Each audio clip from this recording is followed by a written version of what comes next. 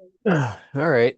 Hello, everyone. My name is Amar Bajwa. I am the president of the CFA Society of Saskatchewan on behalf of Amar, CFA. Yep.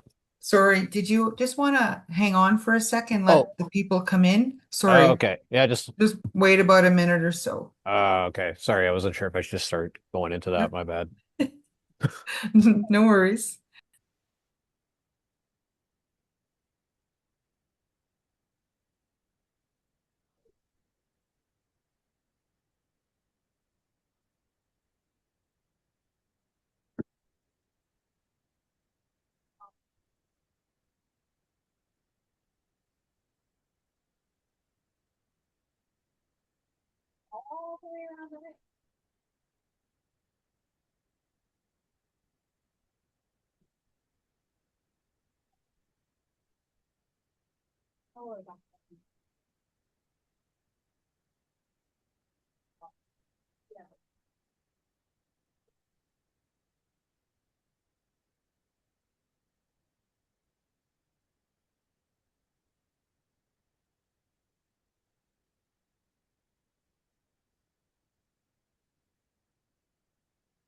All right. Hello, everyone. I have a couple more people trickling in here, but let's get things started. Um, Okay.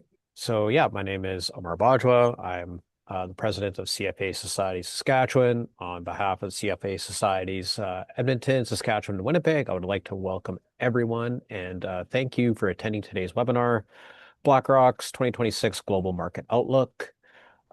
Just get things started with the treaty land acknowledgement. So I would like to begin by acknowledging the Indigenous peoples of all the lands that we are on today. While we meet today on a virtual platform, I would like to take a moment to acknowledge the importance of the lands which we each call home. With that, I'm going to introduce our moderator for today's event, Jordan Lee, Vice President, America's Institutional Business. Hi, everyone, and I want to welcome everyone to today's webinar on BlackRock's Global Macroeconomic Investment Outlook for 2026. So today's discussion, we're going to focus on how the mega forces are driving structural changes in the global economy and financial markets, and how one particular key force, the AI buildout, is intersecting with the energy transition and the future of finance. So we are delighted to be hosting today's webinar in collaboration with the CFA Societies of Winnipeg, Saskatchewan, and Edmonton. I'm Jordan Lee. I'm a vice president here on the BlackRock Canadian institutional team, and I'll be moderating a conversation today with Glenn Purves, who is the global head of macro at the BlackRock Investment Institute.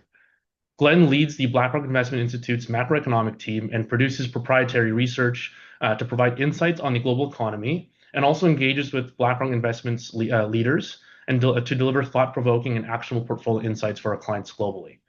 Glenn has over 25 years of experience developing macro, fiscal, and structural policy frameworks, and he's represented over a dozen countries in the IMF and the European Bank for Reconstruction and Development. And he's also held multiple senior roles across Finance Canada. As housekeeping, before I pass off to Glenn, so over the next 15 minutes, Glenn will present his BlackRock 2026 outlook, and following his remarks, we'll have a moderated Q&A in addition to audience Q&A reserved for the end of the discussion.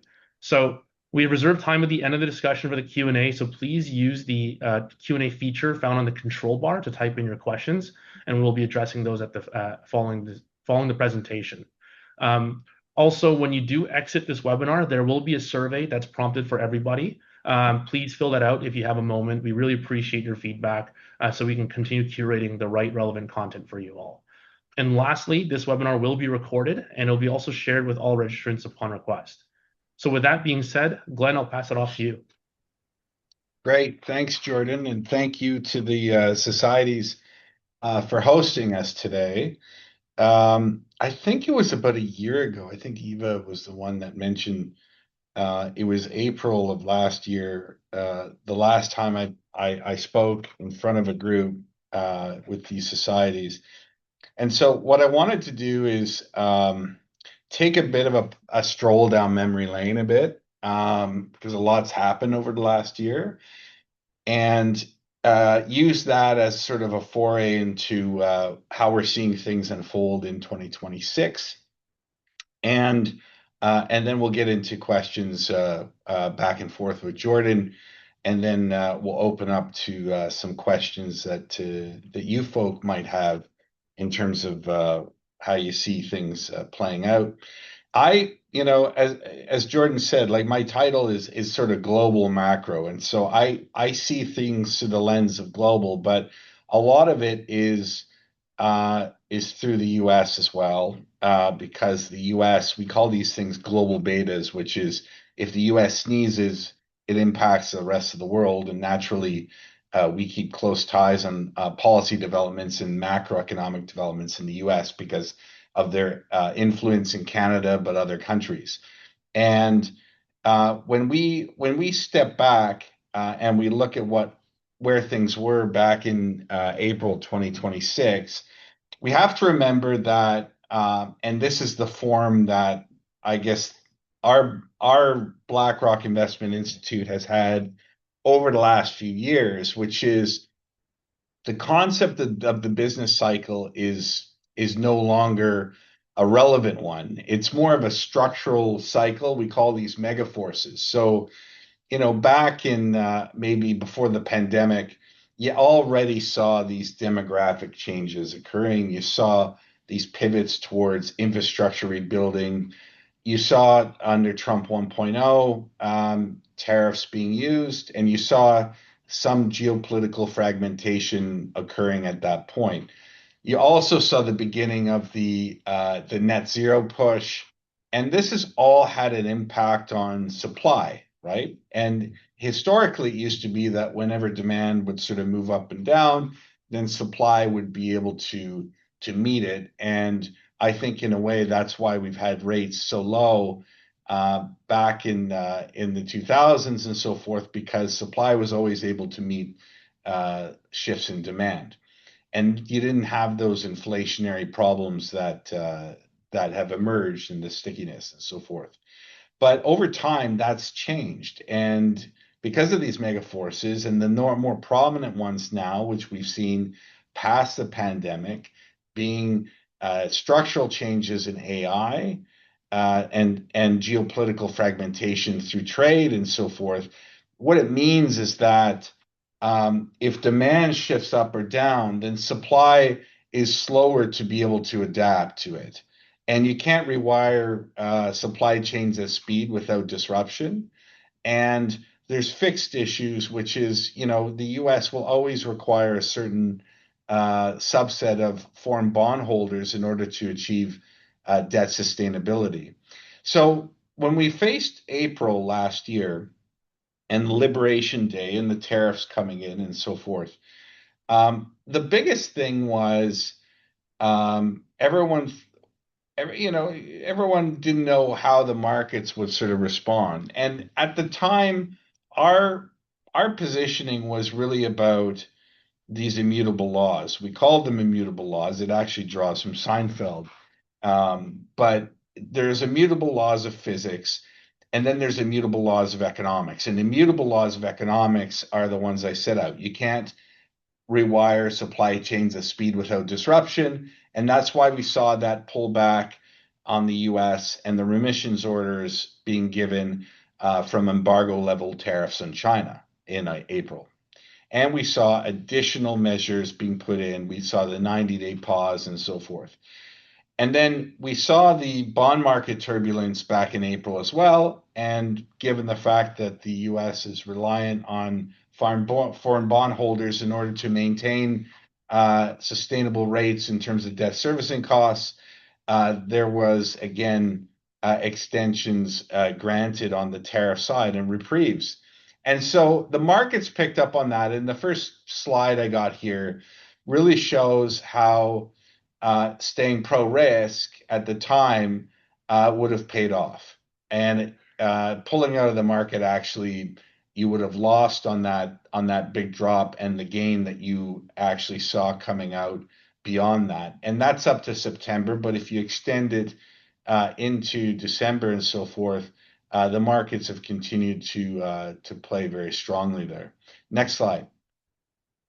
Now, stepping back, actually go to there we go. So over the same period, though, and as we emerged out of April last year, there was more concern about fiscal policy and fiscal sustainability, not just on the U.S. side, but with respect to Japan, with respect to France, the UK, even Germany, with respect to some of its investment ambitions and so forth. And so, while people were initially fixated on the tariffs and the geopolitical fragmentation that came with tariffs, it then quickly morphed into this question about um, long-term rates, and we saw long-term rates rise. And as you see, long-term rates matter because on the basis of debt to GDP levels, the stock of debt for many of these countries has also risen. And so what might have been sustainable in terms of rates in the past based on the stock of debt may not be the same situation now. And that means either more borrowing or being able to find through fiscal policy means of which to offset, either through higher revenues or cuts in some entitlement spending that could emerge, right? So the markets focused on that. And then if we move to the next slide, we ended up having a situation ending the year where then the markets ended up really honing in on the impact of AI. And our outlook, and this is where I sort of jump into our 2026 outlook. It came out in April, or sorry, in November of 2026. It really hones into this issue of AI because it's quite a remarkable thing. When you look at on the left-hand slide here, left-hand chart, you look at AI versus ICT, steam, electricity, and so forth. The length of time of the transformation is far shorter, okay? And the possible contribution of that innovation to GDP, and we have it through capital, is potentially much higher. And we have it at 15%, but it could be actually much greater than that, depending on how it emerges and how much of the capital stock and capital investment is concentrated, in particular in AI. And so our theme really was about a question of whether revenues would be able to, by the Mag 7, would be able to offset the build out of the AI, or whether there's something up and beyond that would be needed. And we think in the fall, there was questions about bubbles, and there was questions about whether AI was something that was real. And I'll talk a little bit about how that's migrated now into February in terms of that mindset. But we think it has shifted, and markets have moved away from the question of whether it's real into questioning the winners and losers. And I'll get into that in a moment. Next slide, please.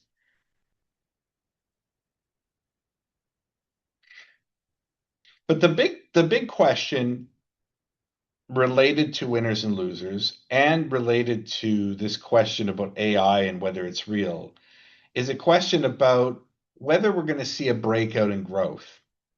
And of all the slides that we had in our 2026 outlook, I think the one on the left probably is the most prominent, okay?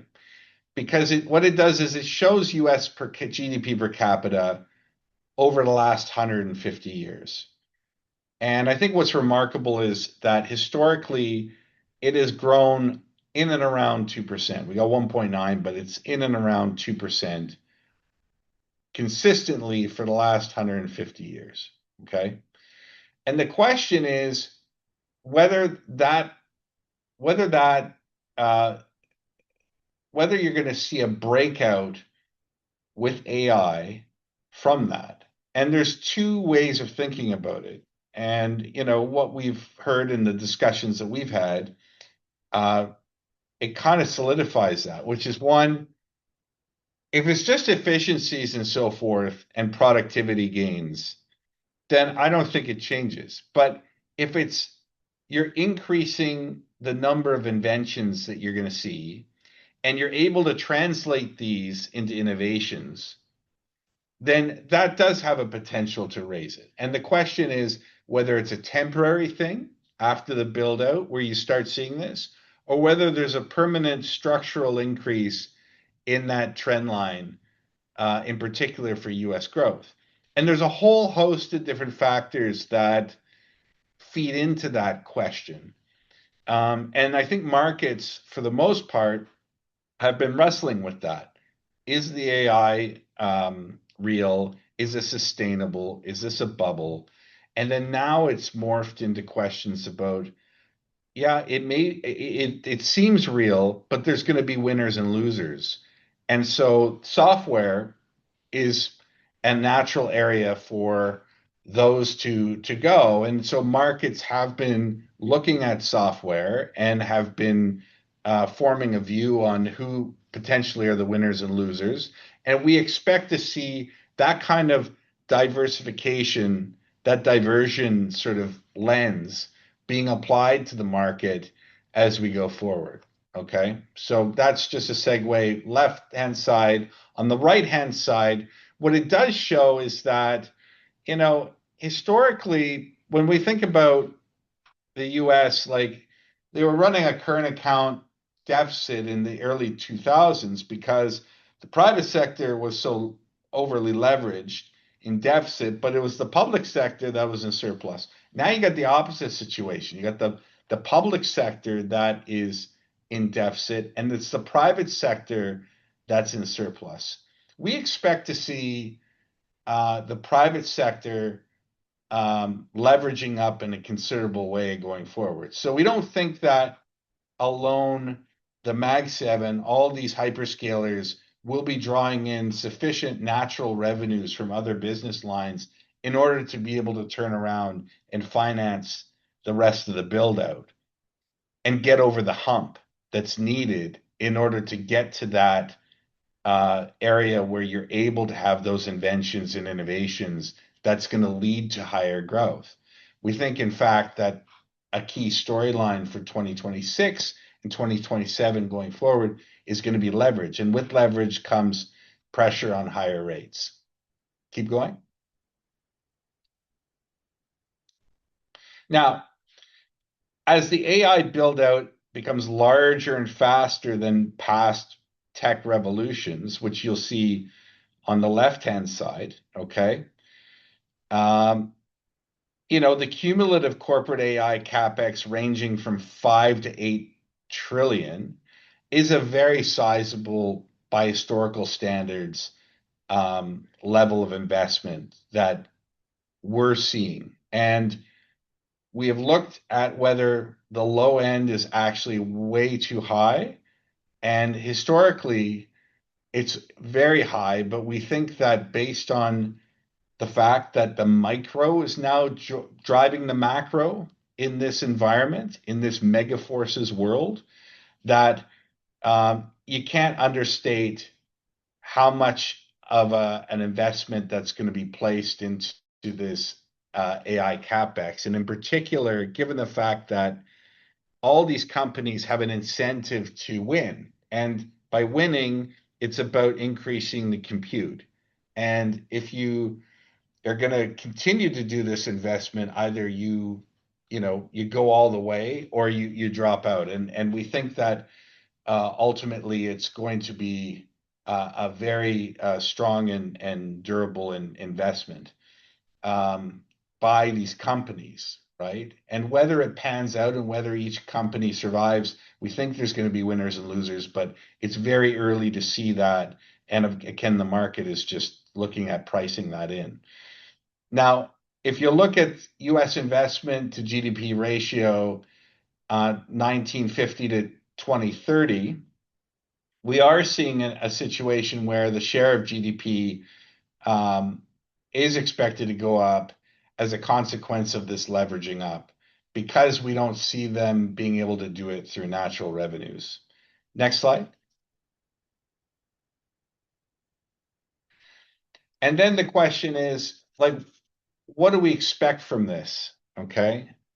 Is this going to be something that is just going to have no impact on the macro indicators, or is this something that we expect to see coming through? And just, there's a couple points I want to signpost here with this slide. The first is that, and as I said, the AI build out, it does require a big financing hump. Okay. A heavy front loaded amount of spending is needed before you're going to end up seeing the resulting revenue and productivity gains, right? And second, the scale of the capex forces real macro adjustment. It risks crowding out other spending, and as a consequence, it could lead to, and it probably will lead to, inflationary pressure in the economy if it doesn't adjust to this. And so unpacking it a bit, what you've got here is the left-hand chart. It underscores how real that crowding out can be. And our own analysis suggests that the non-AI economy may need to grow nearly 1 percentage point slower by 2030 in order to accommodate that build out, right? And without that shift, as I said, inflationary pressures are likely to emerge as we shift into this capital intensive world, right? And the right hand chart, what that does is shows the financing hump itself using the experience from the US ICT, back in the 2000s for the most part. As you can see, late 90s in the 2005, the investment in orange, it came up front, right? While revenue and productivity gains in yellow arrived later. And that timing mismatch means that firms are already learning more about the debt to fund capex that's needed. And while manageable today, in our view, it makes the system more sensitive to higher yields or tighter financial conditions. And this goes back to the point I said before and why I started with showing long-term rates going up.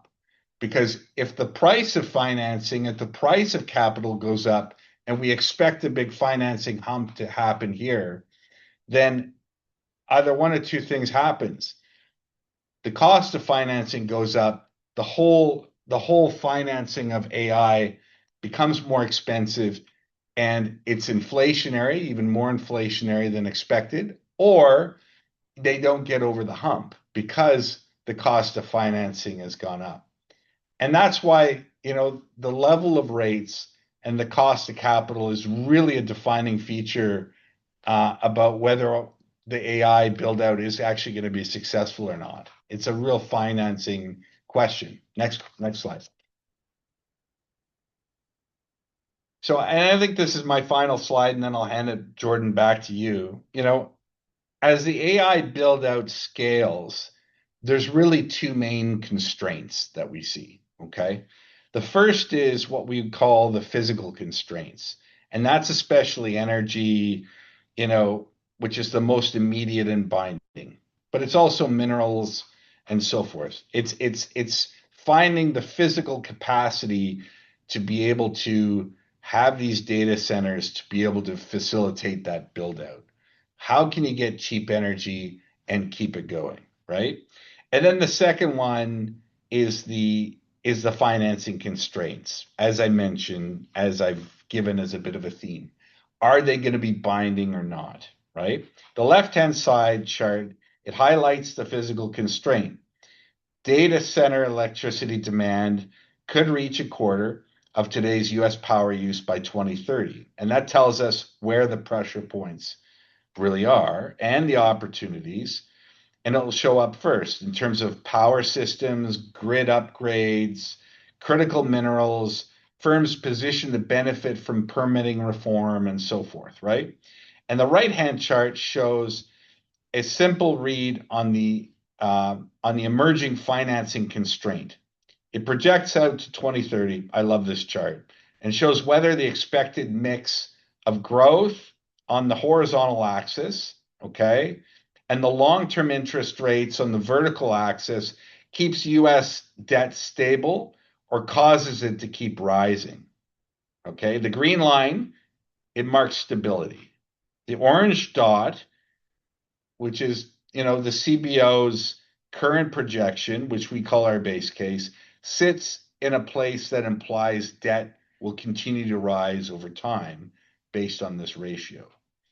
Now, if the policy tension I mentioned, balancing price stability and the sustainable debt servicing costs surfaces and the borrowing costs rise, the US fiscal situation would deteriorate and the financing environment for AI will become more challenging as AI capex requires that front-loaded investment, which it will involve more leverage. And that's why it's so important.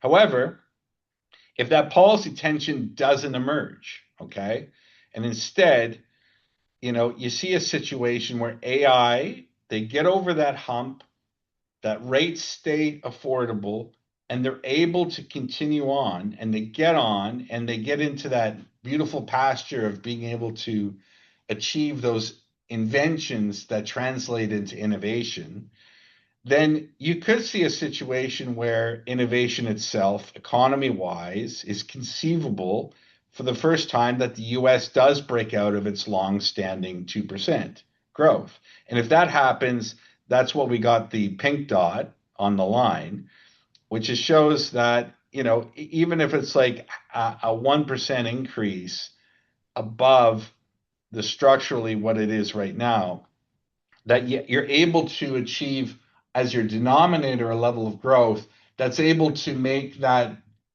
threshold of debt more sustainable and to bring it more aligned with a steady debt to GDP ratio. So we think that in fact AI is a big deal. When you look at it from space, it has a real impact on national accounts. You see it through non-residential investment.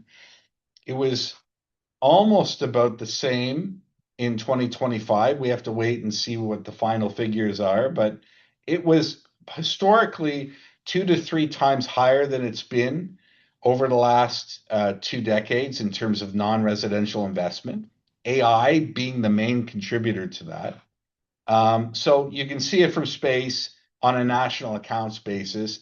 And we think that if there's any momentum to that 5 to 8 trillion range that we spoke to, that it's going to continue to be a prominent feature in the US's national accounts.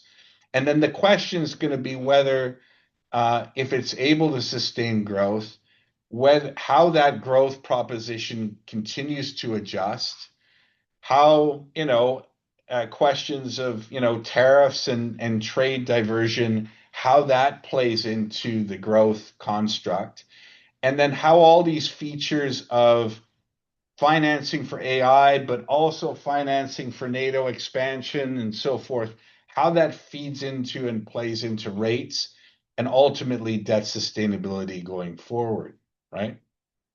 And I think those are the key questions, like AI, tariffs, labor markets, and whether they are move out of that no hire, no fire structure.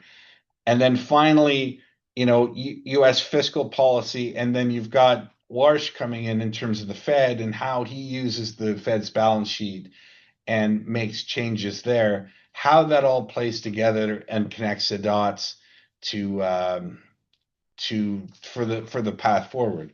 But for now, the U.S.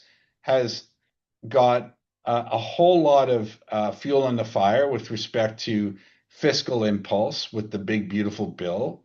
And I think we're going to continue to see a capital intensive shift into 2026 and going into 2027.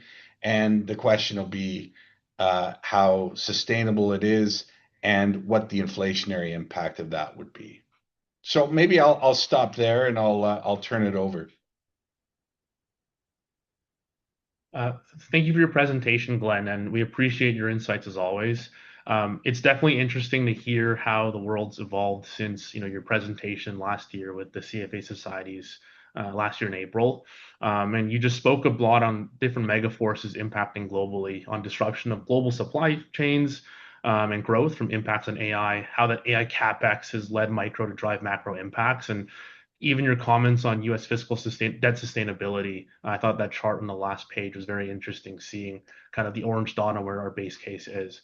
I know when you opened the discussion, we talked a bit about how taking a global lens and it'll revolve around the US. But just given a lot of the Canadian audience here today, would love to kind of unpack some of these questions from a Canadian investor lens as well and pick your brain and your views there. So maybe let's start on energy and AI.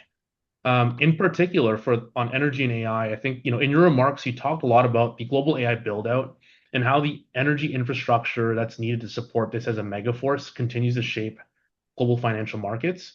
And just from your perspective, like where do you see Canada fitting into this global AI and energy story, and how are those two megaforces really driving investment opportunities today? Well, I think AI, like Canada was huge on the invention of AI, right? And then there's still a strong presence through Canada, but the US with these hyperscalers and the capital that's needed in order to invest in data centers, massive, right? Very massive. And it's a real it's a space race. Like it's a real race, right? That's going on, but it's a micro race as opposed to countries themselves that are getting their national balance sheets into the mix. And so what happens on the micro side will really continue to impact and shape, I think, the trajectory of the economy in the US. But it's similar in Canada too. Like, one of the themes that we talked about in our outlook was, people they would invest in the S&P, or they'd invest in the TSX, at the TMX, and they would think that was a diversifier, right? But over time, what we've seen is different sectors becoming more concentrated in indices, right? And so is that really a diversifier? And in our view, it means that, I've used the expression like foraging for truffles, right? In this environment, you got to have a plan B, and you got to think about what the offsets are in any sort of portfolio to be able to balance out, right? You can't rely on just US long-term treasuries as a diversifier. Gold has emerged there, right? So when you look at the Canada, for instance, while it doesn't have the scale of AI that the US has, it has all the resources and potential to be able to compete. And I think the one thing that Canada has always struggled with is productivity. And what I've seen over the last year or two is just more focus on addressing the denominator in the debt to GDP ratio as opposed to just cost, right? And dealing with the issue of how we pick up Canadian growth and looking at it through a lens of investment is very, very important, right? And from a public standpoint, like when you look at any company investing in capital or making an investment, in particular, they would look at it as a positive, right?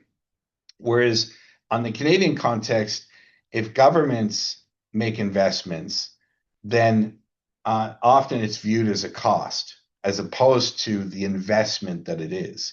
And I think in Canada, there is a lot of scope for the private side, but also with the public side, to work on investments in key sectors as Canada navigates through this retooling of supply chains and the trade diversification that it's going to have to do, right?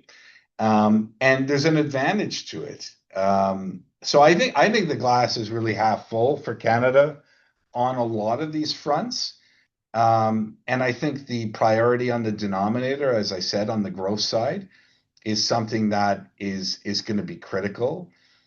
And as you said, Jordan, like energy, for instance, like there's just so many opportunities for energy in Canada whether it's expansion of electricity, natural gas, looking through some of the fossil fuels, looking through carbon capture. Like it's not just related to the energy, it's the businesses and the industries associated with energy that's critical. And there's been a real focus on major projects and getting projects done. And so I think, that broader lens is going to be very important. And so it takes time for that to trickle through in terms of national accounts and so forth. But at some point, that's a very positive direction.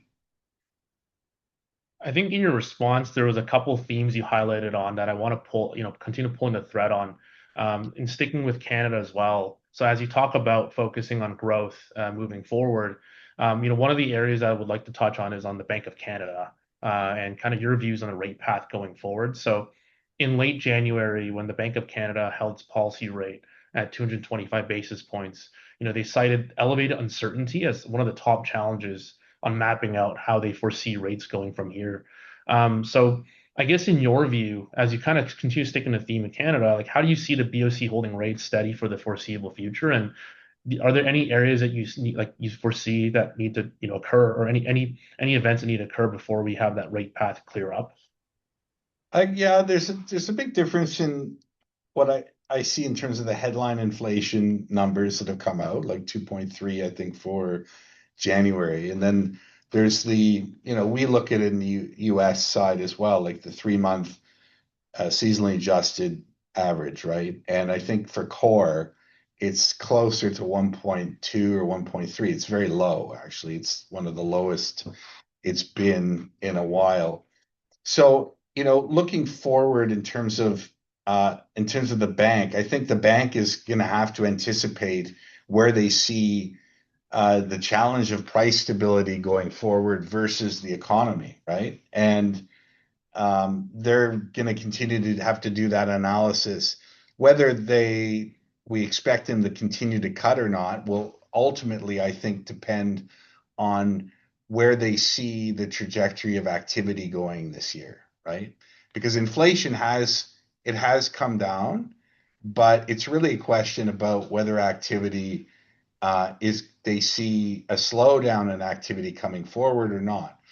So far, the Canadian economy has held up quite well. And I think there's some diversifiers that come into play there. An interesting thing that we've observed when we look at the US data, for instance, is that a lot of corporates have chosen to pass through, not pass through, but absorb in their margins effectively, the corporate margins, a lot of the tariff impact, right?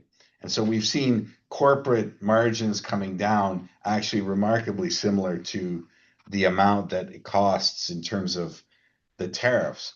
And I think that has led to Canadian importers who are importing from the States and who have exported and continued to export, being able to sort of continue and to be able to adapt in this environment. So I think from a tariff standpoint, there's a big difference between what's announced and what's an actual effective tariff rate. And that's been slower than people expected. And it's been shielded to some extent as a consequence of, in the US side, as a consequence of the foreign exchange market, right? Moving in a different direction than we actually thought it would take place. And in the Canadian side, it's held up, despite the fact that there are areas that groceries and so forth, which have been higher, right? And so I think overall, if it continues to be steady as we go, and there's an adjustment, a natural adjustment process that continues, and if there's greater trade diversion that happens, and if exporters are able to benefit from that and execute, then that means that the Canadian economy will be well positioned to continue to thrive. I continue to see the glass as being like half full on that front, and a lot of positive momentum for Canadian businesses on the horizon. And sometimes these are instances where you have to move forward, and it's going to be important for having good policy and policymakers going in and moving fast on issues, right? Just looking at time, Glenn, we'll have time for one more question before we open up for audience Q&A. But on your point there on seeing the glass half full, and diversification of trade partners with the global rewiring of supply chains and diversification of trade partners being a theme, and we're seeing that take place with Canada today as well. Would be keen to get your view as well on how that's shaping the investment opportunities going forward, not just with Canada but globally. Well, I think there's. I'll start by saying that traditional ballasts that you have in a portfolio, you have to adapt and adjust in any environment, and it's not a question of do I invest or not. I think, as I showed in the first slide, for those that chose not to invest after Liberation Day, they missed out, right? The question is where you invest, how you invest, and so forth. One of the things that we've looked at is, we continue to see U.S. equities as being strong. There continues to be strength in Canadian equities as well because of minerals, commodities that have maintained strength. A lot of the core features that we saw in 2025, we continue to see playing over in 2026 as well, right? But you can't invest in an index and think that that's it, that you've got that diversifier. That's why you want to forage for truffles, have plan Bs, have additional ballasts in order to invest in that can help you achieve that diversification through a portfolio lens, right?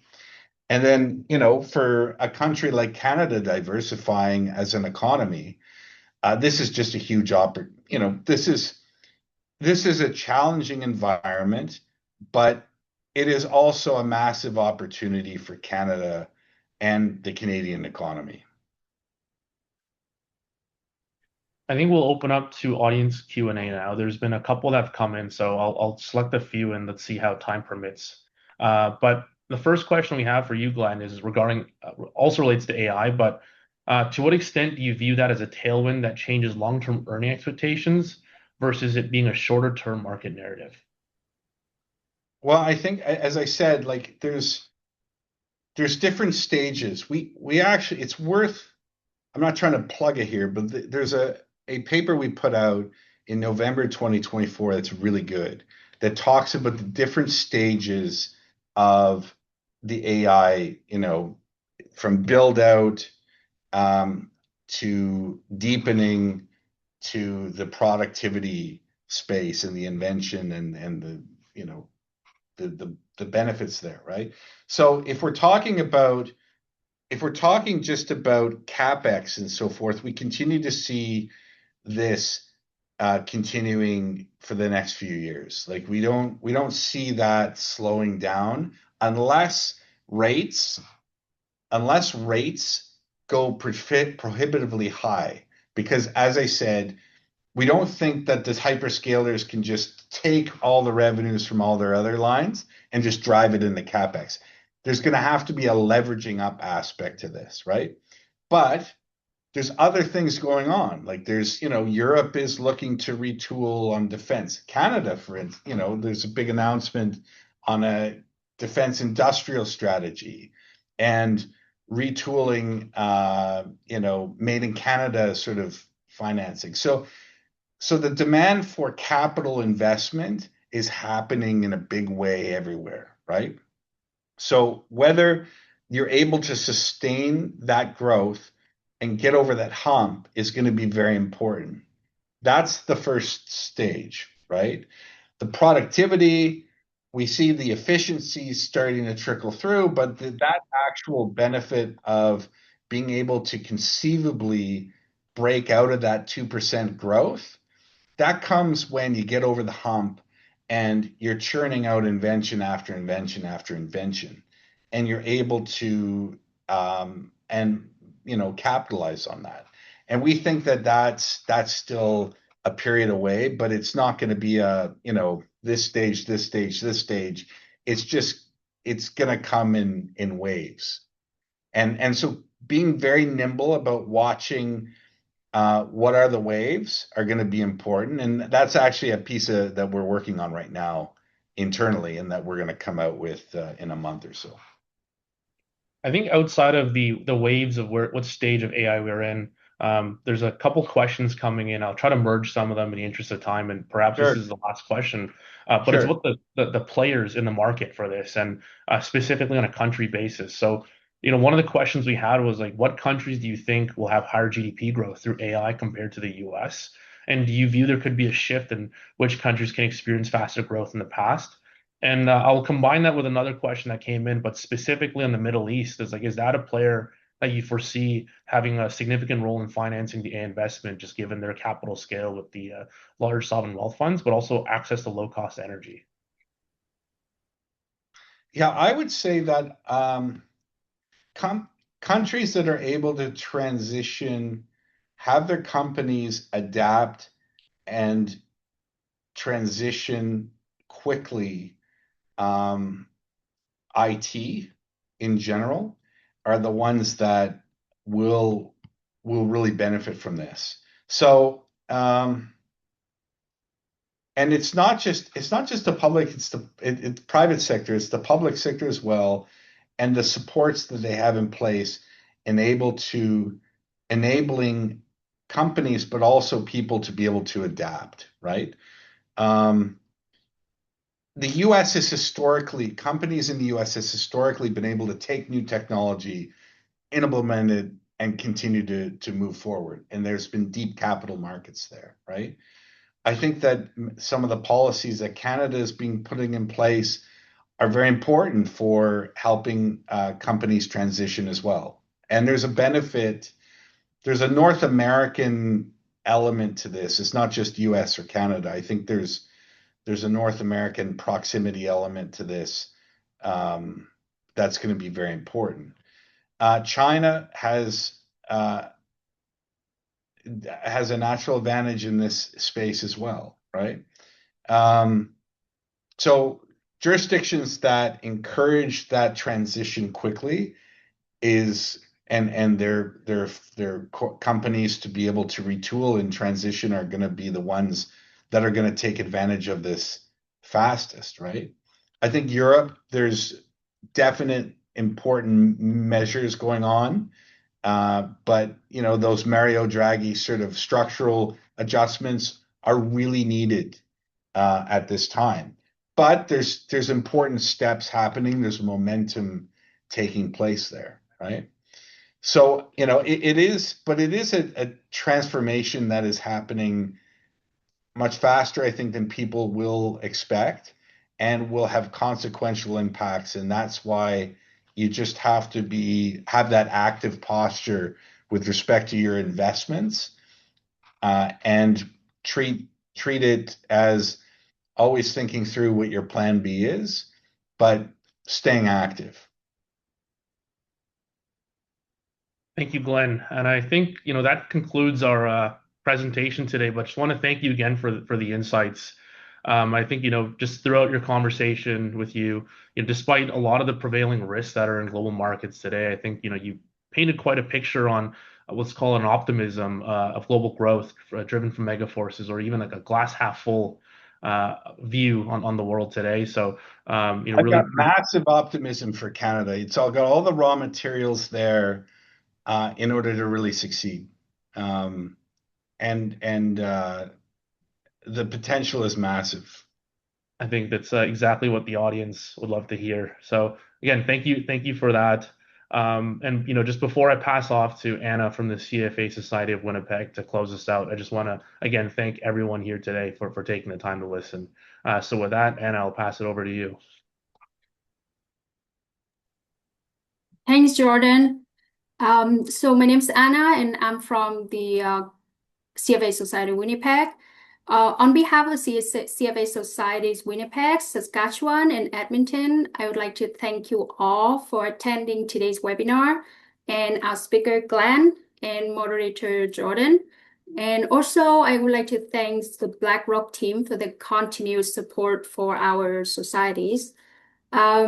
Please remember to complete the survey and provide the feedback on the webinar. We will have the survey link when you exit this webinar. So thank you for joining us and have a wonderful day. Thank you, everyone. It was great to do. Thank you. Thank you. Bye.